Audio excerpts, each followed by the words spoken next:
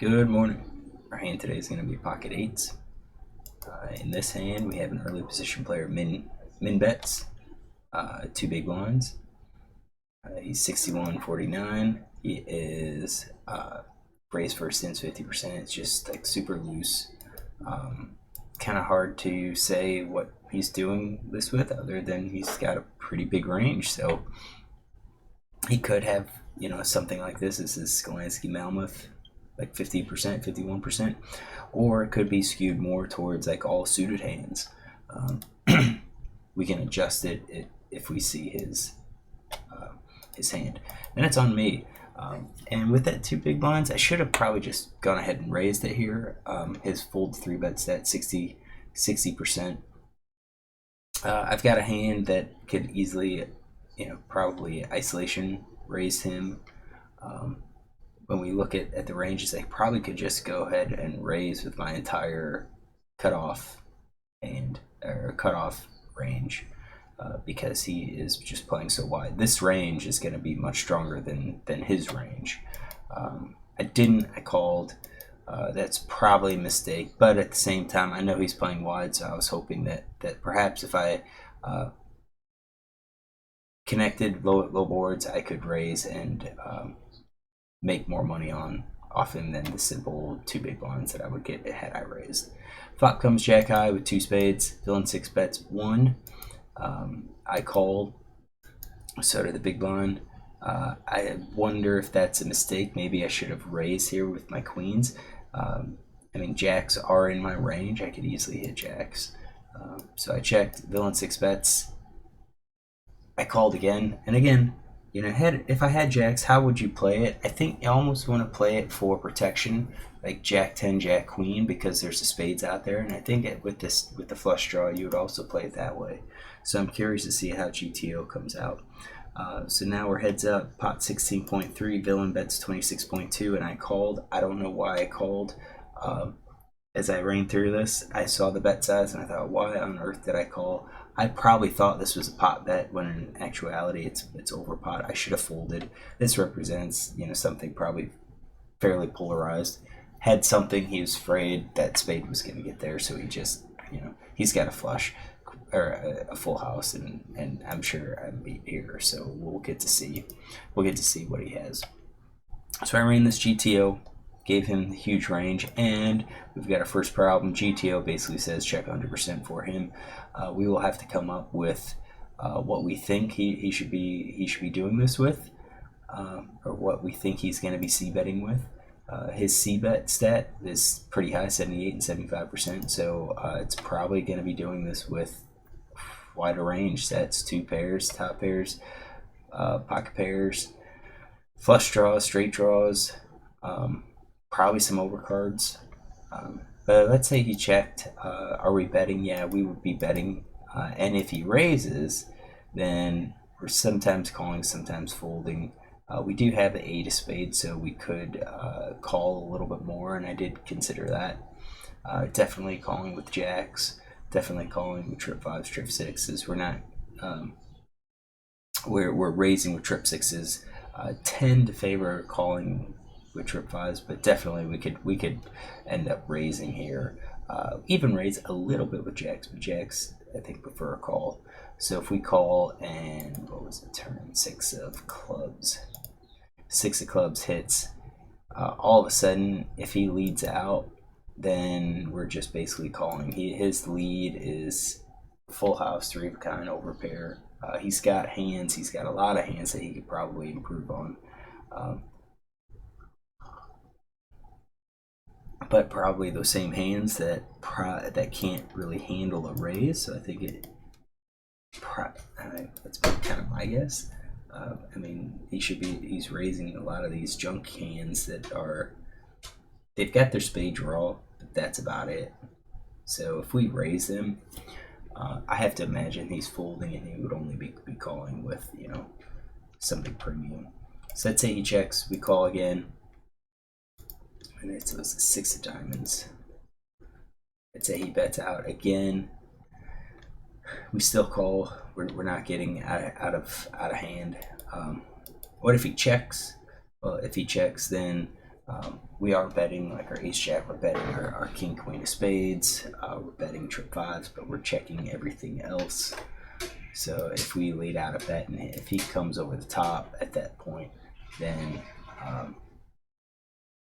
and that would be over the top for the all in. We do have some hands that we're getting to this spot with ace jack, king jack, queen jack. I think we're calling because he could be playing the sixes. Maybe jack nine. I think that this could be like an exploitative fold.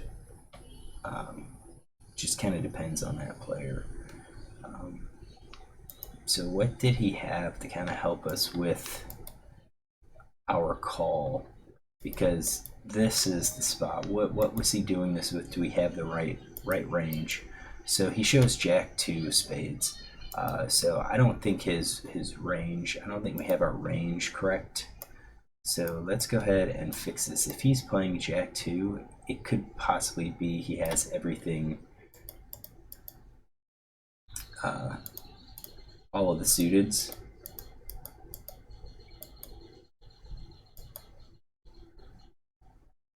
Maybe something like that. So let's do that, and then when he calls, he's definitely calling with all of his pocket pairs. So let's run the solver, and we'll be back.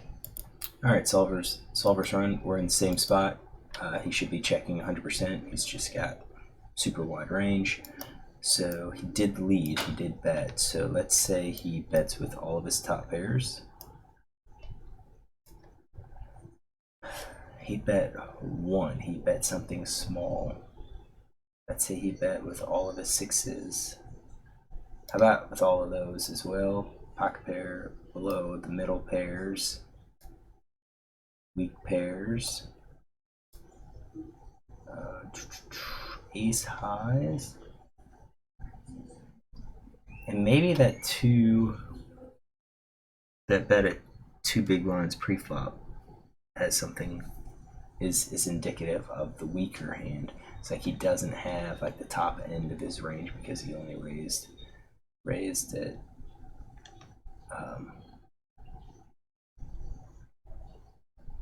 Because he only raised.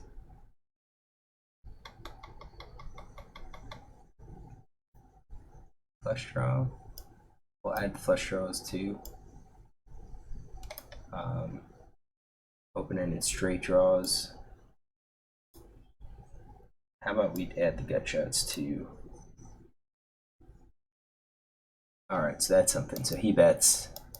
Let's rerun the solver and see what it looks like. So we'll be back. Alright, solver's done. So he bets. We should be raising this because he's betting wide and weak. He should be folding some of these hands. I'm not sure if he would have folded. Let's say he calls. Let's say he called based on GTO, but I don't think he's playing GTO at this point. So if he calls,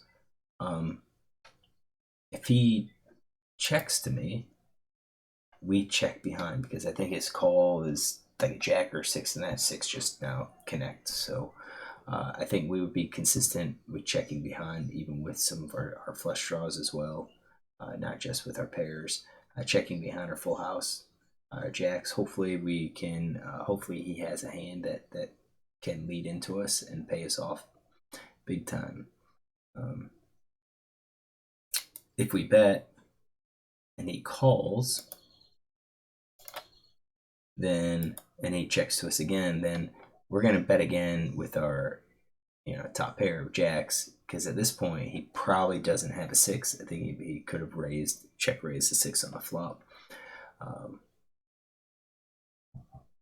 So we just go ahead and lead with our top pair, but the under pairs are still just checking. We didn't. We just called here, which we do have some calls for the eights, and then he bets again. Is he betting again with his top pair? Yeah, GTO says to continue betting, so he's gonna bet, and then we're not raising. We're still just calling here. So I think we're okay based on his range. ranges. River comes out, and now he bets a huge amount. And you can see we should be just folding. We're looking at maybe jacks, calling with jacks, possibly tens as a bluff catcher.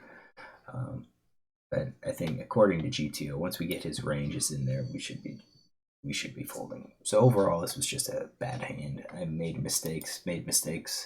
I should have raised pre-flop. I really should have raised pre-flop.